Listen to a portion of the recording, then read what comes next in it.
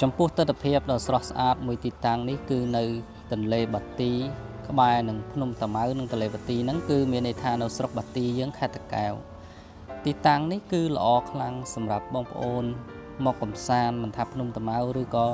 រមណីយដ្ឋានទន្លេបាទីទេគឺផ្លូវចេញចូលវិញសិតតែផ្លូវកស៊ូហើយស្រេចហើយជាពិសេសនៅតំបន់នេះគឺកំពុងមានការអភិវឌ្ឍមិនថាពលានយន្តហោះថ្មីឬក៏ត្រៀមនឹងសាងសង់ដូចជាផ្លូវកវ៉ាត់ក្រុងទី4នោះទេគឺជាឱកាសមួយដែរសម្រាប់អ្នកដែលមានទុនសម្រាប់វិនិយោគទិញដីស្រែដីចម្ការលំហែទុកពីព្រោះនៅពីភ្នំពេញមកទីតាំងមួយនេះគឺចំណាយត្រឹមតែ20ទៅ30នាទីទេហើយបើគិតគីឡូប្រហែលជា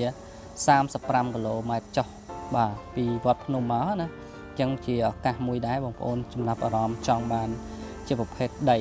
នៅស្រុកទន្លេបាទីក្តារស្ទឹងនេះអាចតំណាក់តំណងមកលេខយើងខ្ញុំខាងលើ